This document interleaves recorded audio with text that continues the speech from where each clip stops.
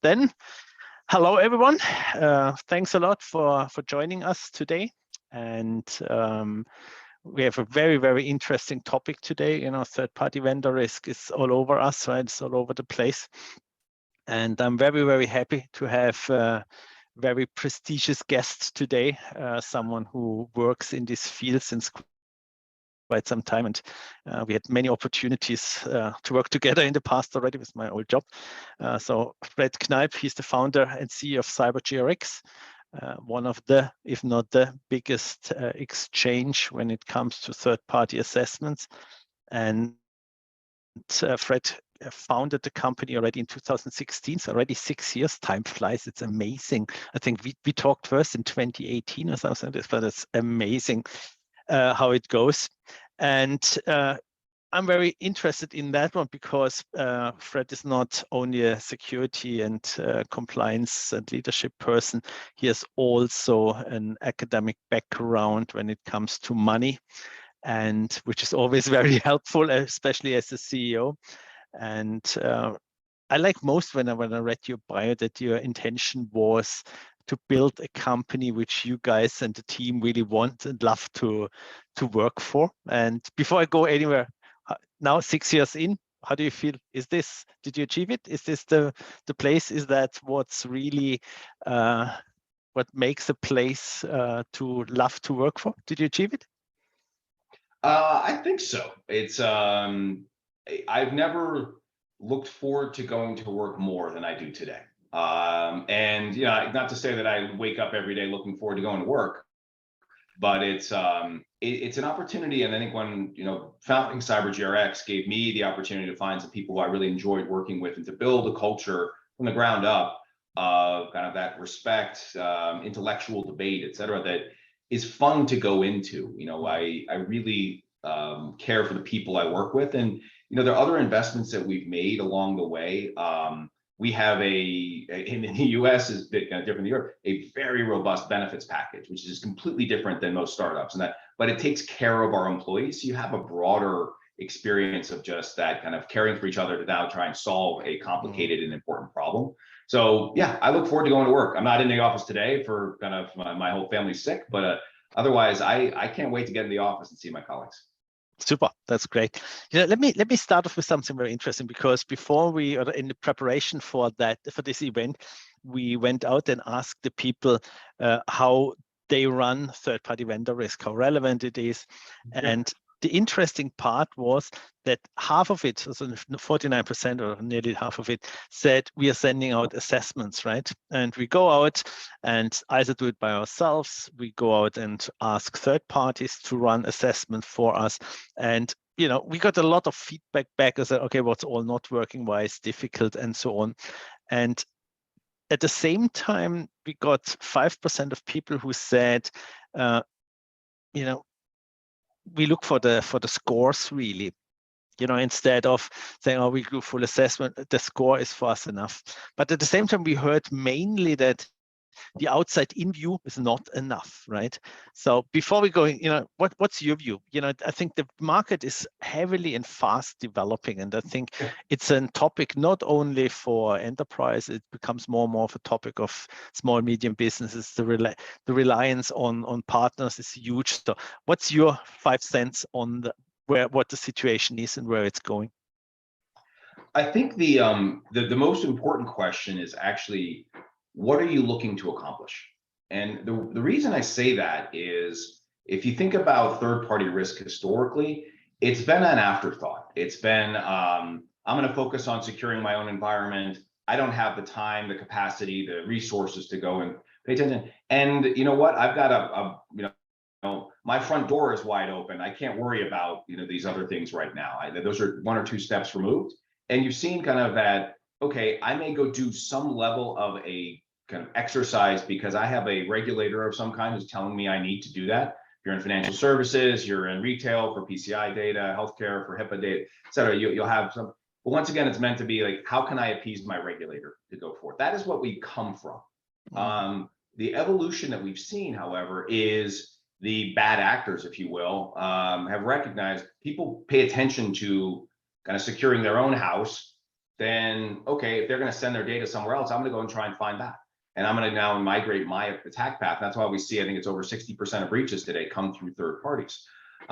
You couple that with digital transformation, where people are now reliant upon a wealth of outside products and services that they historically have not had, you have a kind of a real exposure. I come back to my question. If you want to actually address that problem and truly solve it, it requires work. And that is one of the big issues. A typical security team is completely overwhelmed. They have, a variety of, open positions on the team. They're getting pulled left and right. And so if I come to you and say, here's an outside-in scoring tool, we're going to stand this up and you're going to get a full portfolio of all your third parties that looks good to present to your board tomorrow, no work required, that's pretty compelling.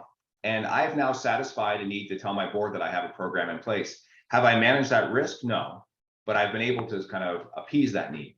Alternatively, if my regulator is telling me I have to send out assessments, I'm going to begrudgingly send them out and do the minimum work required to get that done, versus let me think about, okay, what am I really exposed by my third parties? How do I address it? How do I manage that risk? And so the core question is, what are you looking to accomplish? If you're looking to manage risk and actually drive down and better defend organization, a outside-in scanning tool is not enough. It's part of the solution, be very clear, but it's not enough. And I'll also perhaps inflaming this conversation here, I'll say just doing a security assessment is not enough either. It's that is a lot of people that we see today are in the what I'll call data collection mode. They go and do a risk kind of identification. They'll see, okay, there's a risk. This company does not have SSO. Okay, now what do you do with that? What do you do next? And that's where the vast majority of programs break down. Well, we don't have the team to do that. We don't have the capacity. We work with one of the world's largest retailers, top kind of Fortune 50. And they told us we have 2,000 critical third parties. We have a team last year that do assessments. They did 180 assessments and we followed up on no one. That's their program. This is the most resourced company out there. And so they're looking to change that, but that's the situation that we're coming from. No, and I've heard, you know me, I've been in that same situation before, right? So there's only so much you can do. I think what you're getting towards is the world is highly metrics in the meantime, and everyone is belonging depending on each other, right? Everyone does business with each other, and to just as a CISO sit there and say, look, I have my own kingdom and my own walls around me, it's just an illusion, right? This doesn't work anymore. And for me, the enterprises, especially regulated enterprises, that they just have to do it. They do it since years in different flavors and different strengths and with all the good and bad things. But what's about the SM, small, medium business areas where they say, they're especially here in Europe, a very strong player in the overall chain, right? And if they have a problem, and we see it now with the situation in Ukraine and some other things, one little thing makes the whole puzzle fall apart, right? So how do you see this evolving from must-do think into, oh no, I really want to understand and I really want to have my entire value chain covered? Is this happening, or is this something we need to push more for? The answer to your question is yes to both of those things. One is it actually is starting to happen. The other is we need to push a lot more for it. And if you think about the vendor-supplier relationship, vendor-customer relationship, there's an element of influence. Who has the power, the ability to make change happen? So if I'm CyberGRX and I reach out to Salesforce and I say, I'd like you guys to do this, they'll laugh and say, that's cute. Your contract is, a rounding error. It's not worth our time. But if Goldman Sachs reaches out to Salesforce and says, I need you to do these things, they're going to probably do some certain things to do that, to maintain the whatever $100 million contract that they have. And so a lot of SMBs are saying, well, look, I'm too small. I don't have the ability to influence or see this. And that's probably true. However, what a program does is it creates awareness and understanding of the situation you're getting into. And so if you don't have the ability to change the behavior of your suppliers, you don't ask them to put SSO in place or whatever it might be. But if you can pull back and know, okay, these companies here do not have this control. They do not encrypt data at rest. They do not have these pieces. It allows you to inform your decision as to what you share with them, how you engage, what other alternatives you might employ. And it allows that kind of a risk awareness that is very important. As you step in, you mentioned what's going on in Ukraine right now. One of the things that is very powerful is, okay, how does what's going on in Ukraine potentially impact my supply chain? And how can I proactively look at that? We work with some of our customers, and part of the benefits of a standardized exchange concept is you can run, new threat models on that. So Russia has deployed some pretty nasty wiper malware in Ukraine. That will get out. We saw with NotPetya and other things that it's going to get out around the world. And we have another customer who's looking at all of their suppliers in Eastern Europe. And they're saying, okay, look at that wiper malware. Let's look at that threat profile. How does that apply to our most critical suppliers and see who is most at risk? And so you're able to identify that. That can be done by the biggest company in the world. That can be done by the smallest company in the world. And so it gives you that awareness to interact or decide. I get very often the question, thinking, oh, there are too many, I have thousands of them, and which one are really important, and do I really need to assess everything and everyone? So always the question of segmentation and prioritization of third parties. Can you share any best practice from your side? What works, what didn't work with other clients? So risk management is around what I'm going to call, I guess, probabilistic reduction. There's no such thing as secure. There's no such thing as doing the right. You can't get there. But what you can do is use methodologies to kind of focus your priorities or your attention to the areas of highest likelihood of concern. And so we use some AI models to help people with that. But I do think historically, a lot of people say, okay, who do I spend the most money with? I'll go do an assessment of them. They're going to be my most important. Maybe, but there are other ones that it's a backup provider who has full network access that actually you're not spending a lot of money with. You have on retainer that could actually take down your whole business, or it's the target HVAC provider that has all the network access to be able to do that. And so we do advise most people looking at this, but kind of to cast a wide net to understand who is my whole ecosystem, and let me do a kind of a first level analysis, first order analysis of that, and bring that down to the ones who are most important. A lot of customers we start with will say, okay, here's 10,000 third parties. I don't even know what I do with them, let alone a risk ranking. And what we'll do is you can use outside in information like you mentioned some of the scanning tools, et cetera. But then you can also, what we leverage is kind of crowdsource information. Says, if you don't tell us how you use ADP, we've got 100 other customers who use ADP and they've told us how they use it. So we're going to assume you use it in a similar way.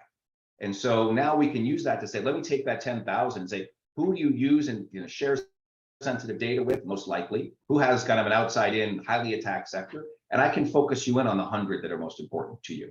And it allows you in a structured form. Is it perfect? No, not in the least. And you're going to miss a couple there. But in a probabilistic way, you've now focused your attention on the ones that are most important to you.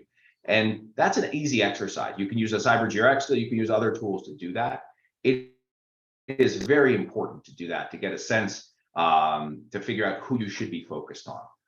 And then kind of iterate your program from there.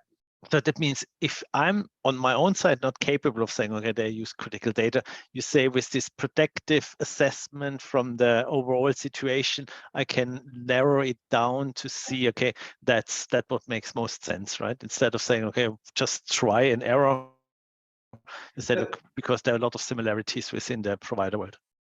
That's exactly right. The very simple, I wish it were a really complicated program that I could say it was, PhD worthy. We basically said, okay, if you tell us you use a third party, but you don't tell us how you use them, you don't tell them if they come on site, if they have network access, if they have critical information, if you require constant uptime, et cetera. We have other customers who told us that, of the same company or similar companies. So we can apply that as a proxy for how you are likely using them. And so you can extend that out in a scalable way to 5,000, 10,000. Actually, we've done it now for one company that's 112,000 third parties. And we're able to say, let's take that whole group and then come up with a perspective on here's what we think is the likelihood of them having, this level of access. And then you look outside and say, is this a metals and mining company or is it a infrastructure service? Like, how attacked are they? We use recorded future and risk recon, some other tools to do that. And say, okay, based on that, I can create a 2x2 matrix and figure out who's going to be up in the upper right corner, the most important to me. And anyone can do that. If you're a small SMB, like with 100 third parties, or if you've got tens of thousands, but it helps you focus your time. where we came up with this, or why, is what at least we've seen is the majority of third-party programs in practice today began with what I'll call a stop the bleeding approach. They said, as of 3 years ago, the next new company that we're going to look at has to answer 4 questions, and we determine whether or not we do a security review. And there's a process that's now in place and been refined to some degree, and then there's reassessments. But what you've often ignored is who you've been using for the previous decade, who've already gone, they kind of predated that program. And oftentimes that's when it's, the guy who brought that in has already left the company. I don't know what they do, et cetera. I'm going to focus on the ones that are in front of me. And you need to expand that aperture to really understand, because the highest risk third party may be someone you've been using for 20 years. We see currently something which I think is very interesting. I think, as you know best, half of the third-party vendor risk thing is a process question, right? Tool technology, there is a lot which you can do, but you need to have the processes inside the company as well, right? To really use it. You mentioned before, have risks, but how do you remediate them? What can you do? And we see an approach currently with a lot of bigger companies, which they call shift left, right? Where I said, look here, we do it much earlier. We'd go already in the RFI phase and assess third parties, and not only when there is an RFP phase and when we have existing contract and all that stuff. So the earlier, the better, I guess. That's what we see currently. Do you agree with that? And how much of having a great tool and great information is one thing, but if you don't have the processes and the knowledge to really follow up and do something, it's all. How much of it is this, in your eyes, a process problem which companies underestimate? So I'm going to give you an interesting answer that involves shifting left and shifting right, which is an kind of unspoken concept in many ways, but I'll come back to that in a second. The shift left, I completely agree. Part of the reason is that a lot of people will look in the procurement process about, okay, we're going to evaluate a third party, but by the time it gets to the security team, it has already gone through 6 months of evaluation by business unit A, who has looked at 4 different providers, evaluated them on a whole bunch of different attributes, and come to the decision that we want to use company number 3. And so then they say, now we need to do a security review, often in a compressed time frame. They've already kind of extended beyond what they intended. We need to go live in 2 weeks. Can we get this done? So now you come to the security team and basically say, guys, rush this through. We need to. It's a huge transformative project. And so the team kind of drops everything. They look, and the company's got terrible security. Now what do you do? So basically, the business has already decided. They've already started the implementation approach. So you're now committed, and the company and so the security team is now taken on the burden of saying, okay, I need to come up with a remediation plan to figure out how to address this, either internally or asking this company to make changes, which I then need to follow up on to ensure are done. And you've created a huge burden on the business. And this happens constantly, where companies are now following up and trying to determine, or in some cases just saying, we absorb the risk. This is too big of a business thing and we're going to go forward. So to your shift left question, if you were able to insert security requirements in that early evaluation, kind of part of the business requirements, that actually changes this. You can look and say, okay, you're looking at 4 different providers. We know 1 and 2 have very good, or kind of all the attributes that we look for from a security system. 3 and 4 do not. So if you're going to choose 3 or 4, they better have really high performing differentiated business benefit to go forward. The reason people haven't done that is no one wants to go do 4 risk assessments. They'd like to do just 1. And the business is often not thinking about security until the end. And so if you can actually come up with a way to solve that, that could be an outside-in scan at inception, or you can use an exchange concept to find data that's readily available on those companies. CyberGRX even has a predictive assessment capability, so it can work on literally any company in the world. And so you're able to look at that early. And then you also need to train the business to say, wait a minute, I have to consider security at the onset of a project versus at the end of it. That is changing, by the way. You are seeing, the press is our friend in that case, in that there are constantly this breach, this issue. People are starting to realize there is an opportunity there, but that is a changing. It's kind of the security of the CISO as business partner, not just as the evaluator at the end. It's, let me help you think through how you're going to bring this in. So that's me completely agreeing with your comment. Yes, you do need to be bringing that into the process. It actually makes the life easier for everyone. You evaluate a better vendor for you. You eliminate the kind of follow-on work for that for the security team. Where I was going with my second piece, though, on the shift right, is actually a broader piece of looking at third parties, where we're actually using this terminology right now with our customers, and it's resonating, is you need to look at not just what the data is, but what are you going to do with the data. So if you think about that progression, there's kind of collecting the data is kind of today. To the right of that, the next step is processing that data, making threat or risk-based decisions, changing your vendor composition and other things as a result of that. And that's part we're trying to really train and help our customers to do, is how do you use this data? How do you use threat models to interpret it versus now I know they don't have SSO. And how does that mean something? Is that concerning to me in this circumstance or not? What am I going to do and how am I going to resolve that? And that is something that people need to, once again, start to really push their programs to stop focusing so much on the data collection. It's more on the data processing. So you're saying continuous monitoring on one side and then putting it into your risk cluster and risk identification so that you really manage it as it would be an internal risk, right? Yeah, and I think, continuous monitoring is important, and I have a controversial view on this, in that I think it's been well ingrained that everyone out there says we need continuous monitoring. I get it, and it makes sense, and it's, how could you argue against that? But when you're still trying to figure out who your third parties are, and let alone risk, a continuous monitoring is a lot of noise. When you got to get to the foundation of actually, let me just even understand who I should pay attention to and the foundational security around them. And then I can move to a point where I now monitor and to see if they diverge from that path. And so a lot of people are convinced they need a continuous monitoring solution and have no ability to use it today. Now, it's, there's always exceptions, right? But it's sure. that's what we've seen out there. And so yes, I do think that is an important aspect. And I think it's an element of, if someone's score drops from 800 to 600, you better know what just happened. But do I care? If that's a company that's irrelevant to me, then maybe I don't care. If it's a company who's housing my most critical crown jewels, that's a real issue. And so now, so having that understanding of differentiation, and if I understand the underlying security before that happened, it houses my crown jewels, and I know they have weak security components, and I just saw something external drop, now I should be more concerned. So having the context really informs that process. I think there it's the trend versus the absolute. Right? The absolute, the number doesn't say much, but the trend is, if you have such a drastic change all of a sudden, then it should alert you. But you brought something up which I think is very interesting. You mentioned outside in, inside out, and predictive assessments. Can you position them a little for our listeners to say, look, value, what to focus on? Because you mentioned a couple of brands before which only do outside in, just to position it, how you see it and the value they bring. Sure. So the outside in, the scanning tool, and you got BitSight, Security Scorecard, Risk Recon, a variety of other ones out there. And the benefit they have is basically live data. And so it's coming in on a daily basis. You get that kind of ongoing monitoring aspect, the benefit from that. And so there's a wealth of information there. They also are able to really, prod and give you that kind of real-time alerting. And we use Recorded Future today because we think they have some of the best dark web monitoring on companies to identify potential breaches. So kind of breach notification, which is a real powerful tool. The last thing a CISO wants is to have your CEO call and say, hey, do we use this third party? I saw they were breached, and you have no idea what they're talking about, right? So you want to understand kind of what that ecosystem is.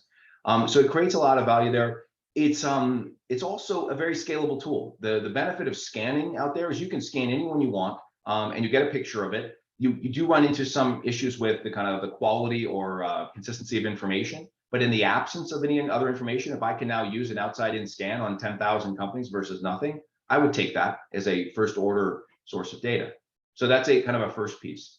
The richest data you get out there is the, as you call it, inside out scan, right? Or scan, excuse me, inside out assessment, where you're now going in and probing every aspect of that, the program that a company has in place, typically with a level of validation, where it's, you said you have this, please show me your firewall configuration that confirms that, show me your phishing policy that confirms that you have this program in place. And that data is what gives you, the most confidence, and that is where the most sophisticated programs make their decision. Most people don't make a decision based on outside-in scan. They'll use that as an informed source of information, but the decision comes from, I've now done a full-on assessment on that company. The evolution of the two of those things gets you to what we're calling a predictive assessment or predictive risk profile. And what you're able to do with that is pull basically each of those to create scalability.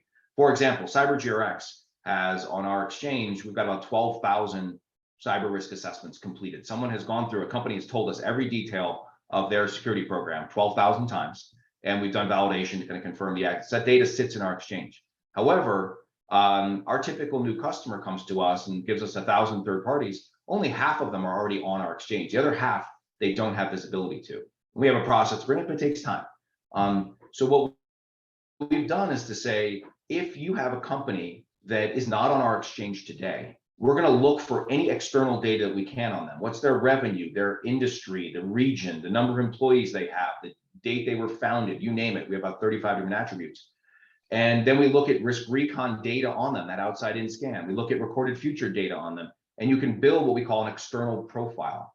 And on that company, you then match it to the data on our exchange, the 12,000. We say, who looks as similar as possible and how did they respond to our questionnaire? And we use that data to run a predictive model, as Monte Carlo simulation, to predict how someone would answer that approach. We learned this, or I'd say copied it effectively, from Dun & Bradstreet. D&B has created profiles on everyone in the world, many of which have been curated by companies and said, oh yes, here's exactly what I have in terms of revenue. Others, they've pulled all the data sources they can and then built models that take those data sources and predict what the likely revenue for CyberGRX is based on those outside-in things, even though we haven't told them anything. And so that same concept, what it does is it creates scalability. So for our customers now, we say, great, you have 1,000 third parties. Here's 500 with attested, validated information. Here's 500 with a prediction along that same structure that allows you the portfolio perspective, and you can run lower confidence, lower precision on that because it's a prediction, but you can get up to, and CyberGRX has achieved over 90% predictive accuracy in certain industries because we have concentration, you can see that. And so I think as you look at a scalable problem, you go back to the beginning of the conversation of, I should be looking at everyone, not just a select few, to then winnow down to the ones I pay the most attention to. Models like ours or others, I'm sure there are other predictive models out there, will be valuable to give you that whole view to then pull it down into something more specific. Mm-hmm. You know, I think you guys managed to win Google as one of the flagship companies being on the exchange, right? Whenever I want to have a assessment about Google, they send me your CyberGRX assessment. I know from a lot of companies that they always struggle with getting the third parties motivated to really do the assessment, to join the journey. Sometimes it's, oh, we have done it already with this and this company, or, you know, any best practices for the listeners to, you know, how to motivate them and how to get really results which are, you know, useful and valuable, and some insights how you guys do this? It's hard, and if you figure that out, please let me know because we're still working on it. It's, you know, no one likes to go through a risk exam. Like no one says can't wait to go to the doctor for my annual physical. I'm looking forward to it. It's kind of that, you know, that experience. At the same time, it's a business requirement, and people know that and they recognize that. They know that the requirement to do so. Where I think the most important piece is making sure it's a collaborative engagement. It's not a one-sided, okay, I'm just going to tell you a bunch of questions, answer them, and I'm going to tell you what to do. And there are some big banks out there who've adopted that, and people hate them for it. They do. They're like, oh, it's the worst assessment I get every year. There are others who are saying, look, my business wants to use your product. I want them to be able to do that. Let's work together. I want to understand what we have, and then we're going to build a collaborative approach to get to a point where we're comfortable on that front. And this is where I also talk about when you do a cyber risk assessment of a company, it's not just a binary, do you have this control or not, but it's then applying a threat model of some kind to understand which controls matter. If, you know, let's talk about your former employer, or kind of a large bank comes to CyberGRX and says, we want to do $1 million contract with you, but you have to fix these 14 things because they're, you know, deficient in our model.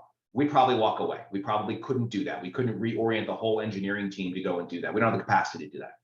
But if they come to us and say, we found 14 problems that we're concerned about, 3 of them really scare us and we need you to fix those right away. The other 11, we need to work out over a period of time. Then we would engage with them on that and we would do that. That would make a ton of sense and it's an appropriate prioritization. But you need to have that kind of modeling to understand when someone says they have this or don't have this, which is most important and why. And so kind of your tools or your program needs to be able to engage that. And that's what leads to a much more collaborative, engaged approach. CyberGRX has the benefit of, we offer the concept of a one-to-many exchange, right? Where they go do the assessment with us once and can share it multiple times. We have some companies that have shared it once, so they haven't really achieved that. We have another company, kind of the other end of the spectrum, who's shared it a little over 700 times. And so, the full benefit that they've achieved from doing so. You mentioned Google. Google recently put out a press release guiding people to use CyberGRX because they found it to be a benefit to just move forward. It gives them the exact data. It's better than SOC 2 or these other products because it gets right to the data that's important and allows them to actually expedite their sales process. They see value for themselves in using that. And so we have a benefit there. If you're sending out your bespoke assessments, it's a matter of saying, how can I make this as streamlined as possible with you, company, and work with you collaboratively, not kind of punitively or whatever the right way it is described. But I think what you mentioned brings another very important aspect. This is this time to market, right? So if I do an assessment, how long does it take? What kind of quality, and just the process length versus I go to an exchange, I have it within 24 hours in the best case, versus in all that. So what is the timing the number one argument for an exchange? Timing is a huge argument, and it's one of the things. And I will tell you, when there's a company that's not on our exchange, and prior to us having our predictive capability, that was difficult. We had customers like, wait a minute, I want to get this data. It's not on your exchange. And it took, a month and a half to get the data done because you have to go through validation, someone's on vacation, whatever it might be. And that was not the best experience. And so then what happens there is now the business is like, what's going on with the security review? Can't we just move forward? Why? And you have that burden. So when I was running security at Bridgewater, like I got beaten up left and right for taking too long to get these things done. Or then it was we have to get this done next week, drop everything. And then that would be escalated up to the boss. And guess what? We did it. And remember so that one? Yeah, the timing is a big piece of it because you're in that procurement cycle. And so finding ways to make, and I think the best approach that we guide people is to be able to make kind of a qualified decision to say, yes, we agree to move forward right now. Based on a predicted view on a company. However, company X, we expect you to complete a cyber assessment in granular detail over the next 2 months, 3 months, whatever it is. And if there are material differences or concerns, then we reserve the right to adjust the contract or whatever it might be. And that enables people to move forward quickly, et cetera. But I do think, getting to that level of data, because you think about it from the third party standpoint, you're not their only customer. And if you talk to our CISO, we, in somewhat ironic form, have responded to questionnaires from our, prospective customers because they're saying we want to come on, but we're going to follow our process until we bring you in to revamp the process. And so he's overwhelmed, and we have battles between our sales team and the CISO over that. And so it is a burden to answer a lot of these questions. Exchanges really do help, or standard products. I mean, it's somewhat of a competitor to us, but a SOC 2 or ISO certification, these types of things really do help and expedite the process. I see this often. As you know, I'm involved in a lot of cybersecurity startups, and they have the same problem. Always get overwhelmed as soon as a big player gets into the game, and a big enterprise customer questionnaire, 300 pages whatsoever, right? And that's just a huge killer. Another question, I have the feeling, and it's maybe only a feeling, but whenever I talk with people and they talk about third-party vendor risk, often it's still compliance, saying, okay, there's inherent risk of doing business with someone. Okay, I do an assessment or I use CyberGRX and get the risk assessment. So I see what the risk really is, the discovery risk. So now I have an risk which is there, which I need to do something. So what are any advice to the people how to take care of the risk after the assessments? They know stuff, right? There is dirty laundry, there is stuff on the table. So what to do, how to deal with residual risks really? Accept, go back, what's the best practice there? What works, what doesn't work? So I will say my ingoing hypothesis on why third-party risk has been deprioritized, or to your point, is kind of, I'm just going to do a compliance and move on. I think of that as a deprioritization. If you're just doing compliance, does not equal security, right? You're now just appeasing a requirement versus actually building a program. Was that that argument around I have so many other things I have to focus. I'm in a MDM deployment going on right here. I've got this over here. I've got 15 other things I can't actually focus in on third party right now. And these are all flaming up right in front of me. And so I've got this kind of this urgency. I actually don't think that is the issue as much anymore. What I do think is third party risk is overwhelming. The volume, the sheer volume. If you think about companies have gone through a digital transformation on average, and CyberGRX, we are a small startup. We're 6 years old, but we're by most means not a huge company. And we have over 200 third parties we work with. That's 200 companies, and we have a small security team. And so if I think about that, it's an overwhelming. So my advice to that is actually building and installing and managing a process around the ecosystem, not individual companies, but how do I look at this whole ecosystem as a whole, and how do I determine how I follow up on or engage on different companies on that approach. If you try and do it on a one-off, and there's always this exception, and it becomes overwhelming and you're not able to actually manage it. It's creating the ability to look at that group, and there are tools out there. We obviously have one. There are plenty of other ones to help you say, let me look at the whole group and let me prioritize my attention down. We just did a board presentation for another large retailer actually, where we basically said, they've historically gone to their board and said, we did 42 assessments last quarter. We're going to do 51 this quarter. And the board said, okay, great. I don't know what that means, but move on. That's good. This past meeting, they said that our company has 4,800 third parties. We use the CyberGRX tool to identify the 300 we think are most important to us. We then leverage their exchange to identify the ones that have the greatest residual risk to us. Let me show you those companies, and those top 10 right here, we believe have the greatest residual risk. They're important to us, and they don't have the controls in place that we want. What we are committing to you, board of directors, is that 10, we're going to have an answer for all 10 of them by next month, or by next quarter, excuse me. Some of which we will work with business to move out of the system. Others we will have a mitigation plan, or the other we'll accept the risk. And then next month, we're going to come back with the next 10, and we're going to work our way down and show you that. And that actually, the CISO called me. He said the chairman of their board said that was the best security presentation that they had. So the board wants to engage, but they don't know how to. It enables and that was a bite-sized piece. He's not saying we're going to solve 4,000 companies, that we're going to go after 10. But here's my process of how I got to the 10 that I'm going to do something about. And so I think that when you come back to your question, it's come up with a process to focus your attention and then use that to then drive behavior in the business. Agree, totally agree. You mentioned before shift right? So the shift right means integration in my mind as well into GRC tools, things like SAP, Ariba, that you have the purchasing tool where you feed this back in. How is that? Is it easy? Is this complex? Is there really technology-wise API? Okay, cool. But is there a business case? Is there value to gain? Oh, absolutely. This is the fun part of where standardized data takes you. And one of the things that we've really focused on is, if you think about today, I can run my own program and send my own questionnaires out. The benefit of that is I have the same structured data, but man, the burden of doing all that work is really high. I can hire E&Y to do it, very expensive, or someone else, or I can do it myself with X number of people.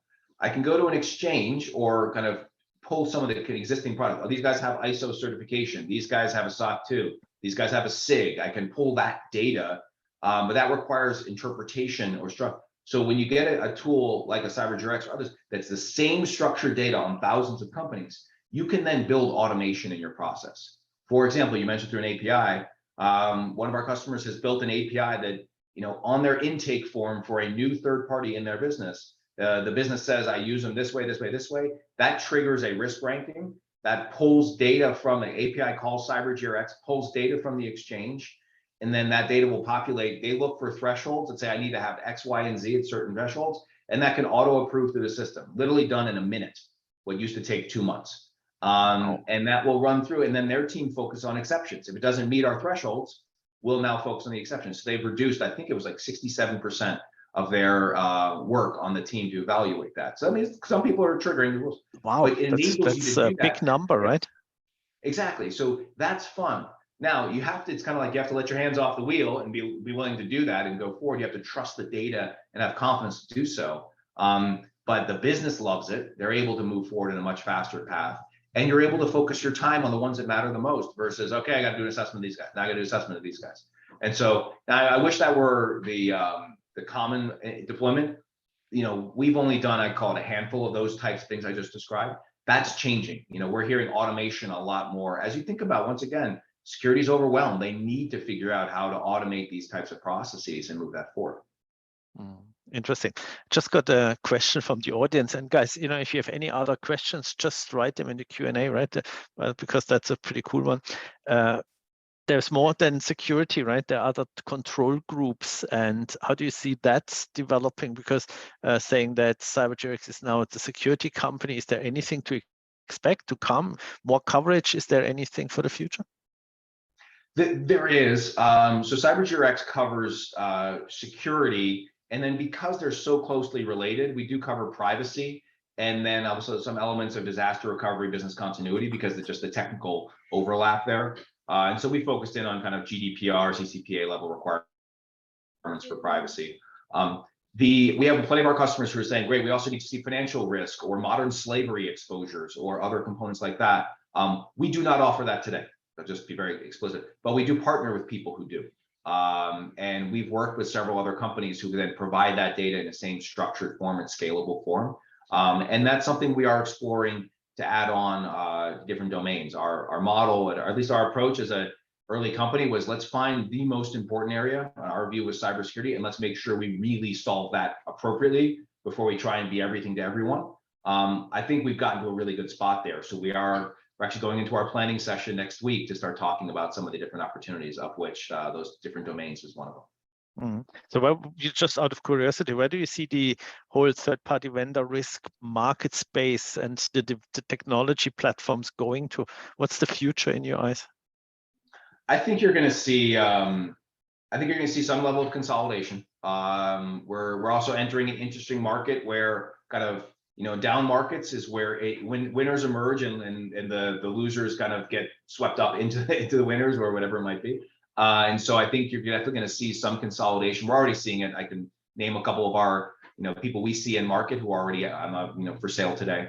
But I think it's also what you're seeing is the security conversation is moving kind of the direction, I could say, of the banks, of kind of that chief risk officer who's looking at not just security here, then making a decision, then financial here, making a decision, and then business continuity here. They're actually pulling that together into a consolidated view. And so to your previous question, you are seeing a more consolidated view on that point. Sometimes actually coming into the seat, we've seen some CISOs who are now pulling legal risk or other components into their organization in that front. You're also seeing the kind of a broader risk view. So I think you're going to see a more holistic perspective on kind of risk across third parties. And then the other piece of it is integrating it into the broader risk picture. Right now, it's a little bit of like, we have our business risk planning process, and then there's third party over here.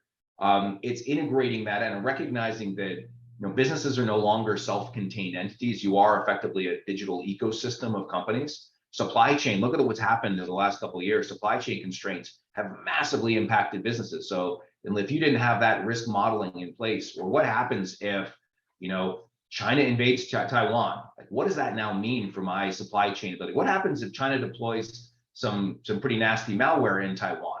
How does that then cascade out, and how am I going to be able to manage? And not to say I know anything there, but it's a matter of look what we saw in Russia and Ukraine. Like, these are things you have to be planning for, and it's not just cyber; it's across the whole ecosystem of your supply chain.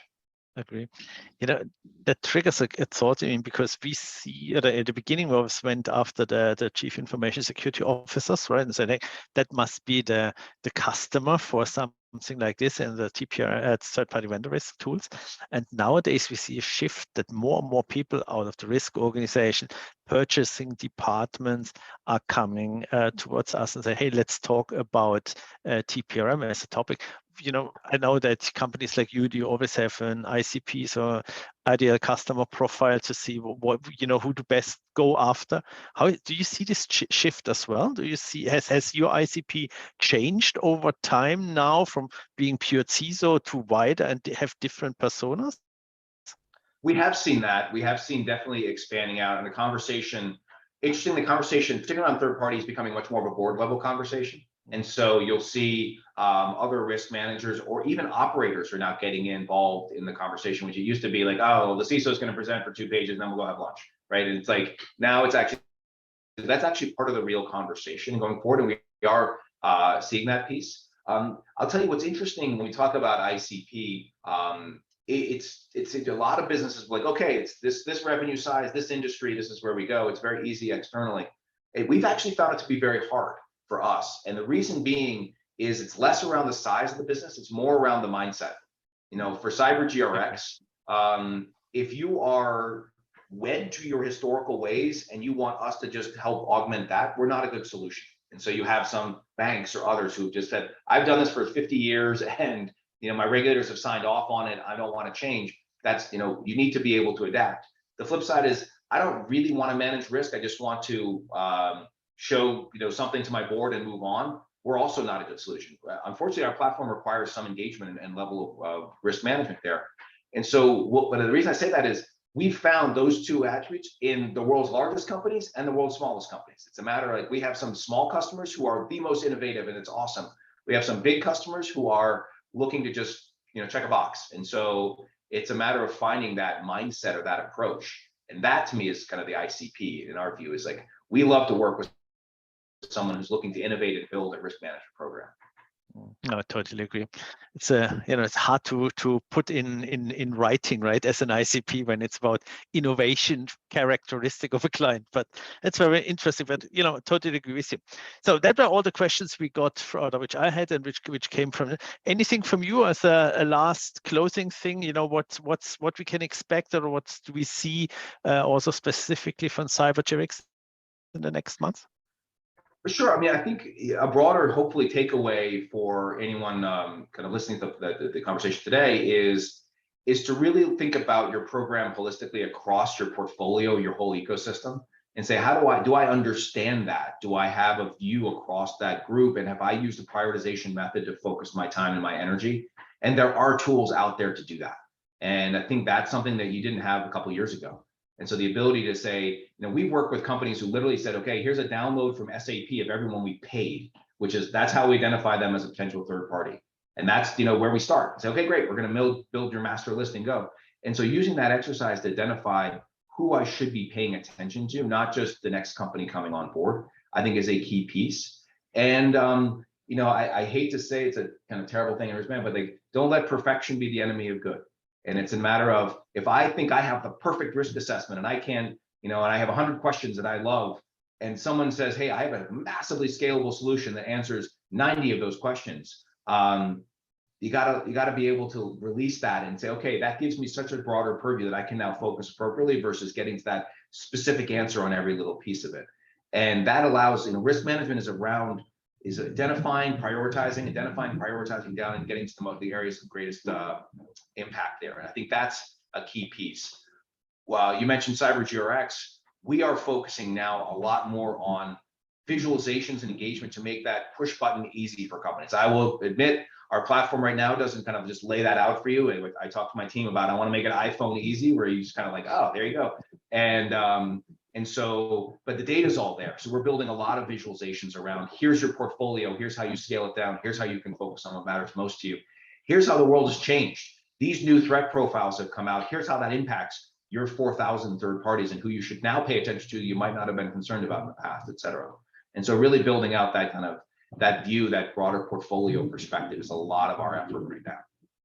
That's cool. I think, looking forward to it. The Lars from the team just finished a white paper. It's called Why Choose Between Slow and Inaccurate in Third-Party Cyber Risk Management, which makes this, spagat, or the split between, things, doing everything on your own and slow, or then being not 100% accurate, as you just said. So therefore, because we also thought it's a very interesting thing, and the perfection is absolutely the enemy of making any steps forward. So we will send it out anyhow to everyone on this call later on. If anyone is interested, reach out to Andy or Lars, so we can also send it out already before. On that note, thank you very, very much. It was very interesting, and I hope everyone got a lot out of it, and looking forward to continue our relationship.